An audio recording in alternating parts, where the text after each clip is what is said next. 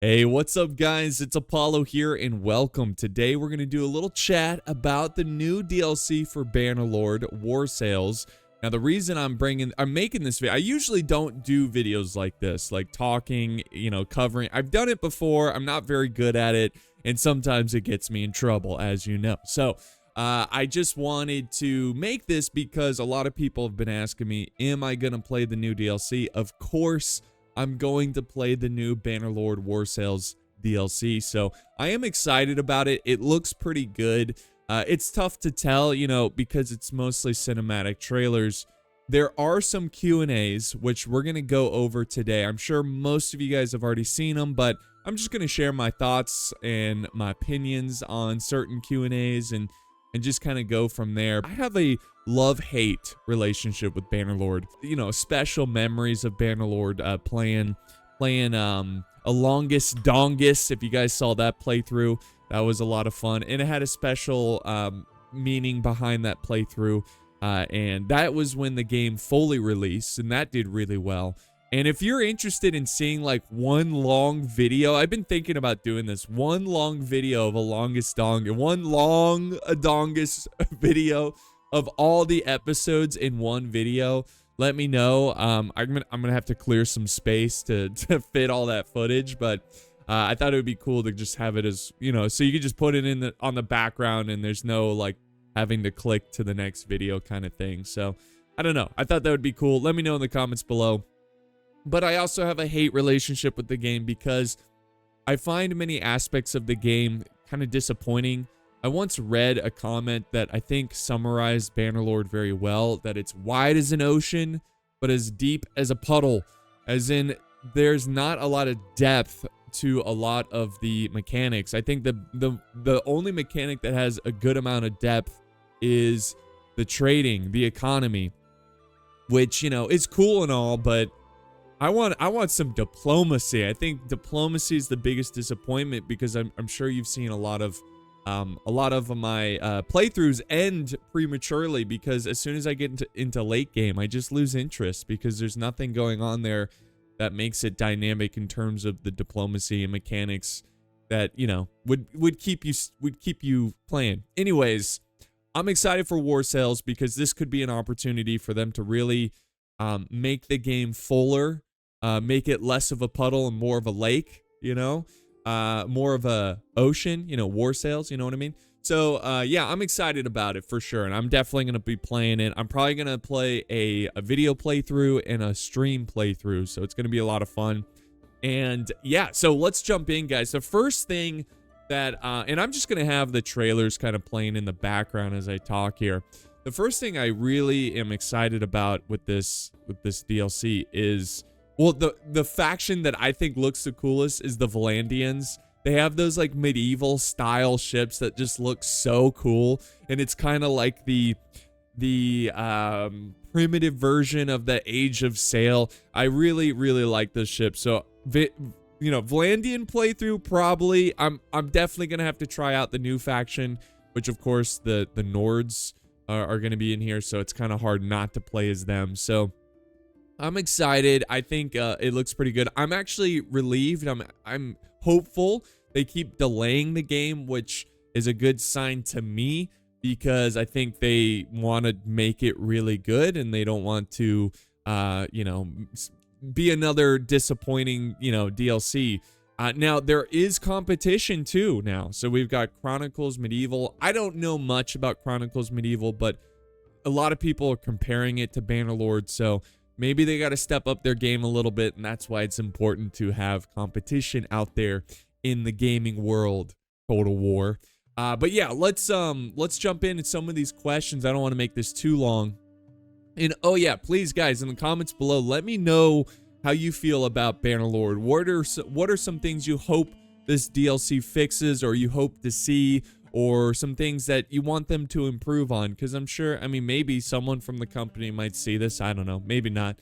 But yeah, I just would love to hear what you have to say. And also, if I sound different, it's a bit early in the morning when I'm recording this, so I've got a little bit of a morning voice. So that's in case you're wondering. Anyways, let's jump in and I'm gonna just bring up some questions I thought were interesting in the Q&A and share my thoughts. So they have 2 Q&As. Right now I'm on number 1. I'll have a link to the Q&As if you haven't seen them yet. And if you kind of want to read along or see the questions that I'm skipping, you can go and read, because there might be something important to you that you want to know. So definitely check it out. There's links in the video description. So let's start with the first one here. Are we going to have these grappling hooks from the trailer inside the base game too, in addition to the stealth gameplay for climbing and such? We have no plans for that now. So it looks like the new additions that the DLC is going to add to the game, the new mechanics, is not going to be implemented in the base game.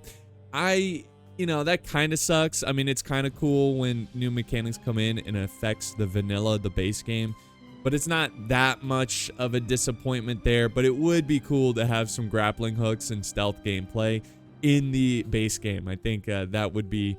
It would be cool because you could build your character as kind of a stealth character. I think that would be fun. Are you open to exploring adding naval custom battles in the future? And they responded, we don't have plans of naval custom battles. That is a bit of a disappointment there. I think any way that you can make the multiplayer have more variety and more options is always better. That's the other thing. I felt like multiplayer in Bannerlord is very lacking. You compare it, it just feels less sandboxy compared to Warband. Warband was so easily, like, you can mod it and you had all these cool, like, scenarios. Of course, you guys were a part of the call to arms I did with Lionheart, and that was a lot of fun. And it just felt sandboxy and very unique. And the multiplayer for Bannerlord just doesn't have that same vibe. So again, that's a little disappointing there. It would have been cool to have custom naval battles. Will fire arrows be in the base game as well? They said not yet determined. So this isn't... See, I would just do it. I think there's nothing... I mean, the fan base will be absolutely thrilled to see that you're going back and you're improving the base game with this DLC. You take mechanics that you've already made, you implement them in the base game. There's no, I mean, obviously it takes time and it takes money, but there's no negative to that. Just adding more mechanics. If it's possible, if they have the time, even if they do it much later after the DLC, I think that's a smart idea. So hopefully they do. So I'm going to kind of push for that. Yes, add fire arrows to the base game.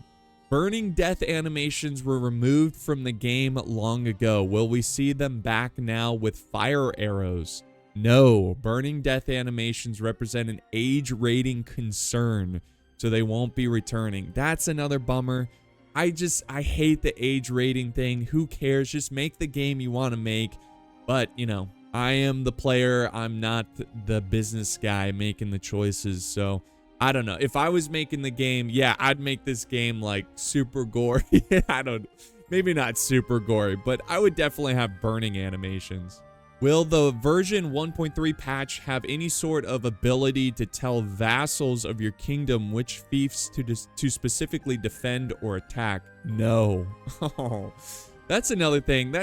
They straight up, no, like not even, that's a good idea, but no, unfortunately, we don't have the time or resource. They didn't even, no. Yeah, that's literally what they said. So, yeah, it's, that's unfortunate. Hopefully, that's the kind of thing that they need in the game. That's what they need, just more control over your kingdom. Give out messages, you know, like give out the battle plan to your vassals so they can actually attack. I feel like maybe the reason they don't have it is because it'd make it so easy, because a lot of times when I play Bannerlord, my vassals are most of the time never doing anything productive or attacking settlements that don't matter. So yeah, it's too bad. I think they missed out on that one. Are we going to be able to rename the ships? Yes, you'll be able to rename your ships. That's cool. I love little details like that. Even though it's not specifically a mechanic, it doesn't really add anything to gameplay wise. Little immersive details will go a long way. Again, if I was in charge of making this game, I would have a ton of that. I would have ship customization. I would have a lot because people love that. It's fun. It is really fun, and it makes it feel like your own style. So I'm glad to see something positive there. Will we be able to put prisoners to oars, increasing our map naval speed instead of decreasing it? Ooh, that's a good idea. There won't be a specific mechanic for forcing prisoners to row, but one perk will allow prisoners to count towards your ship's minimum crew requirements. Okay, so it's like a soft mechanic. That's kind of how it works. That's kind of cool, I guess. I'd like there to be more of a hard mechanic where it's like, yeah, there's got to be some sort of negative to that or something. I don't know what it would be. Maybe like morale, like the sailors, your crew don't like the prisoners, and it creates some tension. I don't know. But at least there's something in that regard in terms of making the prisoners go to work. This next one really hurt my soul. Will there be sea shanties? We don't currently have any plans for that. No. Tail Worlds, I'm telling you, put some sea shanties in there. Try to get at least like 4 or 5 different songs for each faction. I would dedicate, you know what I would do? I would dedicate like a 3-man team, a 2-man team, even just one guy in charge of sea shanties. Hire a musician. Maybe you can hire musicians from different cultures, like maybe get like a Western European kind of songwriter for the Valandians, get a Mediterranean kind of Byzantine Greek guy for the Empire, get some Scandinavian. I know it probably costs a lot of money, I mean, I don't know. Musicians, it's a tough life being a musician. So any opportunity to hire some musicians that are familiar with folk kind of music of their culture and can play some old-timey, and just like come up with a sea shanty, give them a little bit of the history of, Halradia, and have them write some songs that the player can kind of either let them play randomly, or maybe during the campaign map, you can hear that, or even at the beginning of a battle before the fighting starts, you hear a couple sea shanties. That's, again, details that matter in terms of immersion. Look at Black Flag. Those sea shanties are so good, and they have so many. They clearly cared about that kind of immersion.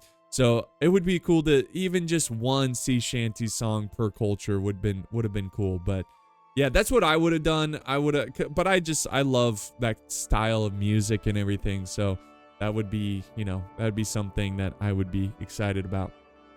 Will any naval specific content like the Nord faction, Nord armors and weapons, Nord culture maps, or maps with naval ship combat be added to the multiplayer base game? Our current focus is on single player naval DLC experience, and the base game features discussed in the announcement. We're not yet in position to discuss what follows next. Okay, sounds like they want to, but they don't want to make any false promises. So hopefully that's the case. Again, any way to make multiplayer more robust, they should do it. So the rest of the questions are about modding. I'm just going to skip through that. Again, I don't want this video to be too long. Let's go to the Q&A number 2. All right, first question. Will there be swimming and drowning? Yes, characters can swim, dive, climb back on board, and they'll drown under certain conditions. So pretty cool. That's a must when you have ships. You got to be able to swim, so glad to see that. Will you be able to put horses on ships, keep them in inventory while sailing the world map? Yes, you will be able to keep mounts in inventory on ships, but unlike on land, they will take up ship inventory space. Yeah, okay, that makes sense. They also won't provide speed bonuses. Okay, that makes sense too, unless they have some weird like treadmill that oars the, whatever. But that's cool. That makes sense. I like it.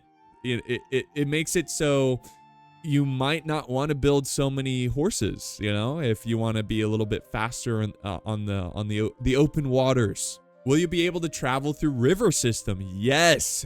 Oh, that's so cool. You'll be able to sail on rivers and war sails, allowing you to reach certain towns and strategic points. Combat on rivers will be supported with scenes designed to reflect the narrow terrain, restricted nature of river warfare. Oh, yes. And I think the Nords should be the best at this. Have you guys ever done the Viking cruise? I haven't. But yeah, the Vikings know what they're doing, all right? So that's cool. I like that. It seems like Q&A number 2 is a lot of like yes question. Yes, we're gonna, unlike number 1 was a lot of no's. Will you be able to run merchant vessels like caravans? Yes, you'll be able to trade convoys from coastal town merchants. You will also have the option of going for the standard or armed convoys, with the latter having more troops to protect against pirates. Oh, pirates, yes. These convoys will travel from one coastal town to another, trading goods and generating profit. They will be vulnerable to various threats along the way, so protection matters. Okay, cool. So, I mean, I wonder if bad weather comes into play too. Like, oh, our convoy sunk. Like, that would suck. Will there be a new Nord voice for character creation to go with the new hairstyles and tattoos? Oh, new hairstyles and tattoos. That's cool. Characters from the new Nord faction will have distinct Scandinavian-inspired accents in campaign conversations, similar to the current unique voiceover content per culture. New voice presets will also be added to character creation, and they will be available to all cultures. Okay, cool. Again, anything that makes the game more robust, I'm here for. With Nords being added, will Sturgian troops be modified further to be closer to the Vagers, avoiding overlap in style? We're making some visual characteristic tweaks to Sturgia so they will stand apart from the Nords, but we don't want to make the changes so drastic that they feel alien to the players who've gotten used to the current design.